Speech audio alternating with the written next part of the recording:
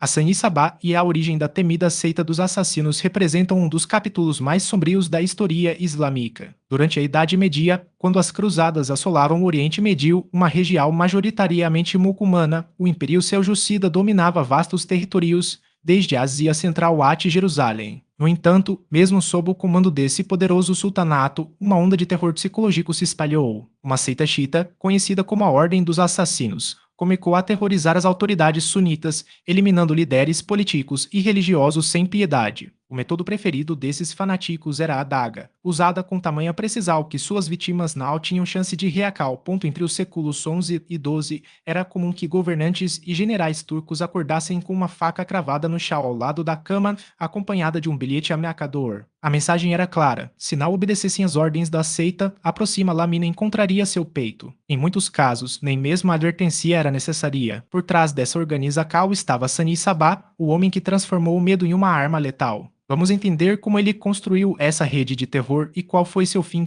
Para compreender a origem dos assassinos, e precisou voltar às raízes do conflito entre xiitas e sunitas no Islã. Embora compartilhem crenças religiosas semelhantes, as duas vertentes se dividiram por questões políticas após a morte do profeta Maomé em 632. Os sunitas reconheceram Abu Bakr, conselheiro de Maomé, como o primeiro califa e líder espiritual. Já os xiitas, liderados por Ali, primo e genro do profeta, casado com Fátima, defendiam que apenas os descendentes diretos de Maomé poderiam assumir a liderança do Islã, enquanto os sunitas acreditavam que o califado deveria ser conquistado por mérito. Os xiitas sustentavam que o poder pertencia exclusivamente à linhagem do profeta. Uma das bases da fé xiita e a tradical dos 12 imames, que acredita na existência de 12 líderes espirituais sucessores de Maomé. O último deles, Muhammad al-Mahdi, teria desaparecido e permaneceria oculto até retornar como salvador da humanidade, trazendo justiça ao mundo. Essa crença foi fundamental para a formação do ismaelismo, corrente xiita que Hassan e Sabah adotaria mais tarde. Pouco se sabe sobre a infância e juventude de Hassan, pois grande parte dos registros foi destruída quando os mongols incendiaram Alamut, sua principal fortaleza. As informações que sobreviveram vêm de uma biografia resgatada das chamas. Ele nasceu em Qom, na Pérsia, atual Irã, por volta de meados do século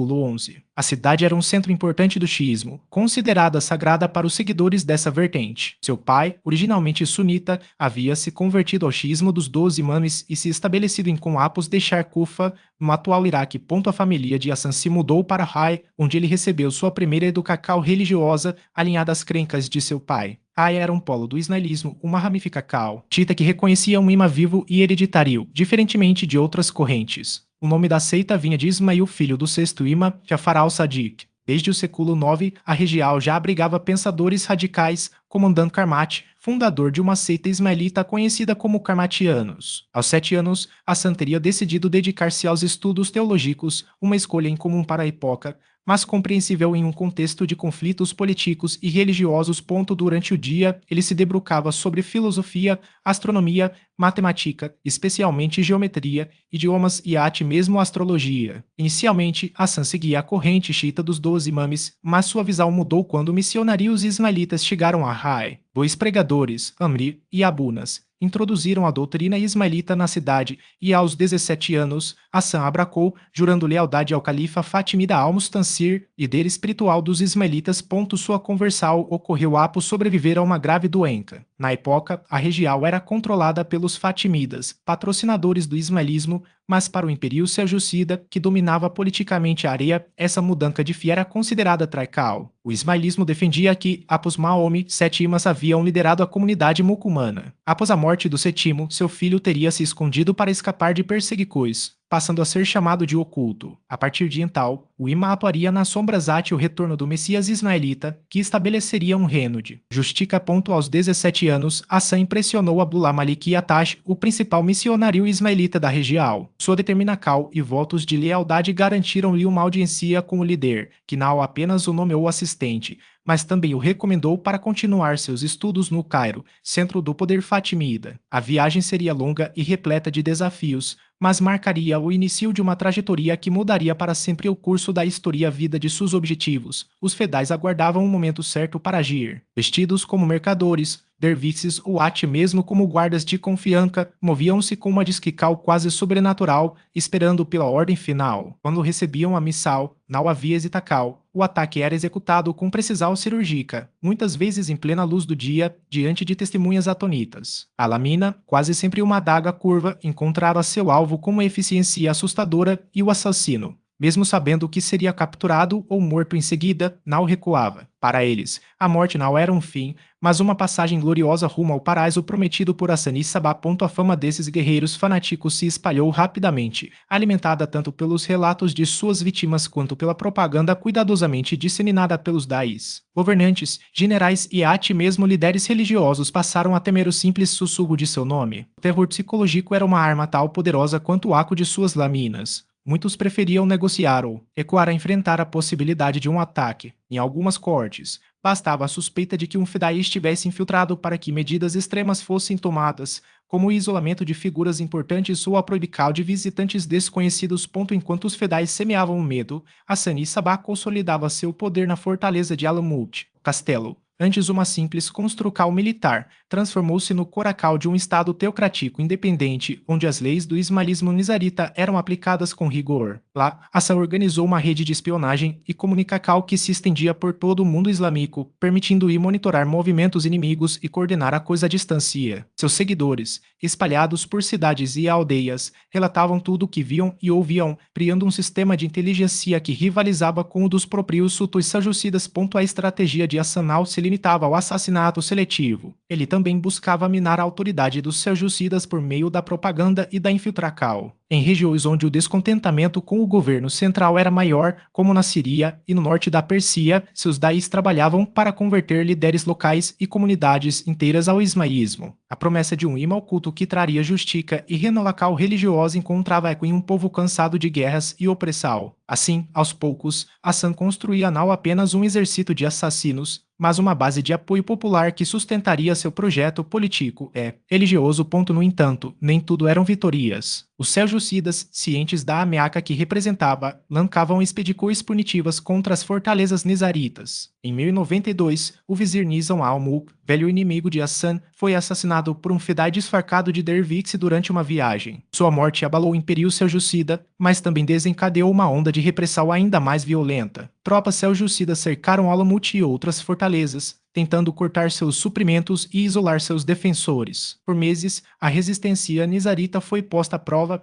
mas a geografia montanhosa e as táticas de guerrilha de Hassan garantiram sua sobrevivência. Enquanto isso, dentro de Alamut, Hassan moldava uma sociedade à sua imagem. A disciplina era rígida e a lealdade ao imã oculto era inquestionável. Seus seguidores viviam em uma espécie de estado permanente de alerta, prontos para obedecer a qualquer ordem, por mais extrema que fosse. A educação era voltada para a formação de guerreiros e missionários, com ênfase no estudo das escrituras ismaelitas, no domínio de línguas estrangeiras e no treinamento físico. As crianças, desde cedo, eram instruídas nos princípios da fé e na arte da dissimulação, aprendendo a se mover entre os inimigos sem levantar suspeitas. Mas Hassan não era apenas um líder militar ou religioso. Ele também era um estrategista visionário, que entendia o poder das ideias e da narrativa. Em Alamut, criou uma biblioteca repleta de manuscritos raros, onde estudiosos traduziam e preservavam conhecimentos de diversas culturas. Essa erudição servia a um propósito duplo. Por um lado, reforçava a legitimidade de seu movimento, apresentando-o como herdeiro de uma tradição intelectual islâmica. Por outro, fornecia ferramentas para a propaganda, permitindo que seus seguidores debatessem com adversários de igual para igual. Assim, o ismaelismo nizarita não era apenas uma seita de assassinos, mas uma corrente de pensamento que desafiava as estruturas de poder estabelecidas e intimidar não apenas indivíduos, mas sociedades inteiras. A estratégia dos nizaritas ia além do simples ato de matar. Eles transformavam o assassinato em um espetáculo público, um aviso simbólico que ecoava por décadas. Cada morte era meticulosamente planejada para enviar uma mensagem clara: ninguém, por mais poderoso que fosse, estava a salvo. Essa abordagem sistemática de terror psicológico antecipou táticas que seriam refinadas séculos depois por grupos extremistas modernos. A hierarquia da seita refletia uma estrutura quase militar, onde cada membro desempenhava um papel específico. No topo, os da letra 2 BFIS, missionários e estrategistas, coordenavam as operações, enquanto os Rafiks companheiros atuavam como agentes infiltrados, coletando informações sobre alvos. Os FIDA letra 2PIS, por sua vez, eram os executores, jovens treinados desde cedo para obedecer ordens sem questionar, movidos por uma lealdade inabalável a Sani Sabá e à causa ismaíta. Essa divisão de funções garantia eficiência e sigilo, tornando a seita uma máquina de terror difícil de ser desmantelada. O uso da intimidação como arma política era tal sofisticado que, em muitos casos, bastava a ameaça para alcançar os objetivos desejados, como no episódio envolvendo Saladino, onde a simples presença de um emissário nizarita, acompanhada de um gesto simbólico, a pergunta aos guardas sobre sua disposição em matar seu próprio senhor, foi suficiente para paralisar um dos maiores líderes militares da época. Esse tipo de manipulação psicológica demonstrava uma compreensão profunda da psicologia humana, explorando o medo como ferramenta de controle. Quanto aos métodos de execução, a daga era o instrumento preferido, não apenas por sua eficácia, mas por seu simbolismo. Uma arma silenciosa e pessoal que exigia proximidade com a vítima, reforçando a ideia de que o ataque era um ato deliberado, quase ritualístico. Em algumas ocasiões, as lâminas eram envenenadas, mas o verdadeiro veneno estava no impacto psicológico, a certeza de que, uma vez marcado como alvo, não haveria escapatória. Os FIDA letra 2PIS raramente fugiam após o ataque, preferindo morrer em combate ou se entregar às autoridades, transformando sua própria morte em mais um ato de propaganda. As especulações sobre o uso de substâncias psicotrópicas, embora controversas, revelam como a lenda dos assassinos se misturou à realidade. A ideia de que a Sani Sabá drogava seus seguidores para garantir obediência cega, associando-os ao termo exigiam consumidores de hashish, foi amplamente difundida por seus inimigos como forma de deslegitimar o movimento. No entanto, historiadores modernos argumentam que tal prática seria contraproducente, pois comprometeria a precisão necessária para as missões. O que não se discute e o carisma de Hassan, capaz de inspirar uma devoção quase fanática em seus seguidores, a ponto de estarem dispostos a sacrificar suas vidas sem hesitar. A origem do termo assassino e um exemplo fascinante de como a história e a linguagem se entrelaçam, o que começou como um insulto, uma tentativa de associar os nizaritas ao uso de drogas e à heresia, acabou se transformando em um conceito universal. Quando o termo chegou à Europa, através de relatos de cruzados e cronistas como Marco Polo, ele já carregava consigo a carga de violência premeditada e terror calculado. Com o tempo, perdeu suas raízes religiosas e se tornou sinônimo de qualquer ato homicida planejado, independentemente de motivações políticas ou ideológicas. Entre as vítimas mais notórias da seita estavam figuras de destaque no mundo islâmico e cristão. O assassinato do conde Conrado de Montferrat, em 1192, por exemplo, chocou a Europa e demonstrou o alcance da rede nizarita. Vestidos como monges, os FIDA letra 2BIS conseguiram se infiltrar em um ambiente supostamente seguro, provando que nem mesmo os líderes cruzados estavam imunes. No mundo muçulmano, governadores, generais e até líderes religiosos caíram sob suas lâminas, muitas vezes em locais sagrados como mesquitas, para maximizar o impacto simbólico. A crueldade de Hassan Sabá também se voltou contra sua própria família. A execução de seus filhos, um acusado injustamente de traição, outro por embriaguez, revelava uma faceta implacável de seu caráter. Esses atos, embora chocantes, reforçavam a imagem de um líder que não tolerava fraquezas, nem mesmo dentro de seu círculo mais íntimo. Para seus seguidores, isso apenas confirmava sua determinação inquebrantável. Para seus inimigos, era mais uma prova de sua tirania.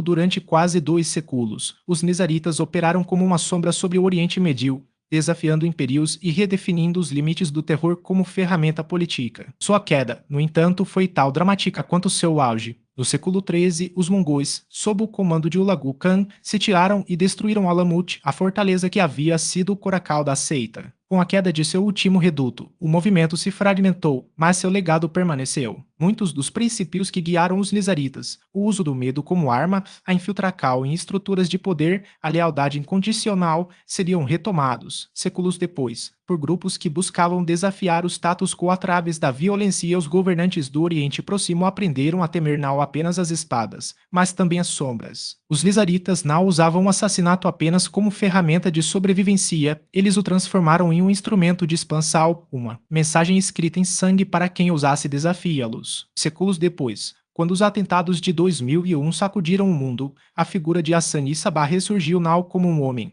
mas como uma metáfora. O arquetipo do líder que manipula a fé e o medo para moldar a história. As primeiras menções escritas sobre a seita dos assassinos vêm de Guilherme de Tiro, um cronista franco que viveu na Síria no século XII. Em seus relatos, ele descreve uma profecia com 10 castelos e terras férteis, onde circulavam rumores de um grupo que dizimava seus inimigos com precisão letal. Nos rios sarracenos os chamamos de assassinos, escreveu, mas não sei de onde vem esse nome. As crônicas europeias da época reforçavam a ideia de uma ordem obediente a um líder enigmático, conhecido no ocidente como o Velho da Montanha. Foi apenas em 2008, porém, que detalhes mais vividos sobre a seita chegaram à Europa, graças a Justiciano de Pisa e seu relato dos viagens de Marco Polo. Marco Polo, em sua narrativa, descreveu uma terra chamada Muliete, onde um velho habitava uma montanha e comandava um jardim tal deslumbrante que parecia saído de um sonho. Segundo ele, esse líder drogava seus seguidores e os levava a um paraíso artificial, convencendo-os de que só retornariam àquele lugar se cumprissem suas ordens,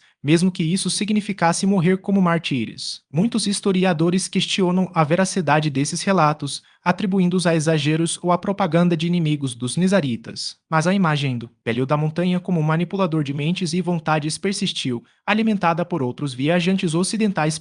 Benjamin de Tudela, um judeu espanhol que percorreu o Oriente no século XII, também deixou registros sobre a seita. Outro relato importante veio de um emissário do imperador Frederico Barbarossa, que descreveu os assassinos como um grupo que vivia em uma montanha inacessível, sem lei, mas com uma disciplina de ferro. Esses testemunhos ajudaram a construir a lenda de Hassan Sabah como um estrategista capaz de transformar homens comuns em armas letais, movidos pela promessa de um paraíso que só existia em suas mentes. O terror que os nizaritas inspiravam era tal profundo que muitos governantes preferiam pagar tributos a enfrentá-los. Marco Polo relatou que líderes asiáticos, aterrorizados pela possibilidade de um punhal nas costas, enviavam ouro e presentes ao Velho da Montanha em troca de uma falsa sensacal de segurança. A estratégia de Hassan não se limitava à violência física. Ele entendia que o medo psicológico era uma arma ainda mais poderosa. Com a morte de Hassan em 1124, a liderança da seita passou para Buzurg-Gumid, um de seus discípulos mais fiéis,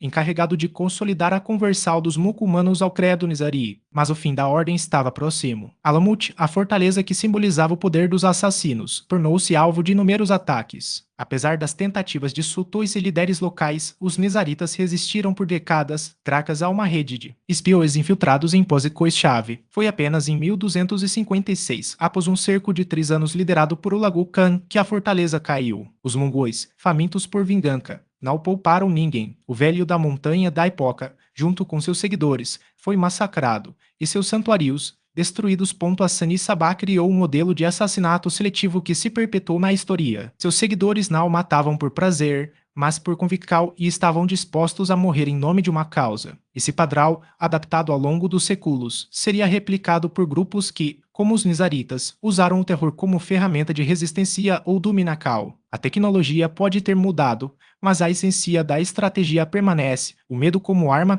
a lealdade como moeda e a morte como mensagem. Se este relato sobre Hassan Sabah e a seita dos assassinos despertou sua curiosidade, compartilhe suas reflexões nos comentários. E se quiser aprofundar ainda mais nesse tema fascinante, não deixe de curtir, salvar e compartilhar este conteúdo com quem também se interessa por histórias que moldaram o mundo. Para mais vídeos como este, inscreva-se no canal e ative o sininho para não perder nenhuma novidade. Você também pode nos acompanhar nas redes sociais, os links estão na descrição. Lembre-se, um povo que desconhece sua história está condenado a repeti-la. E algumas lições, como as deixadas pelos assassinos, são tão atemporais quanto perigosas.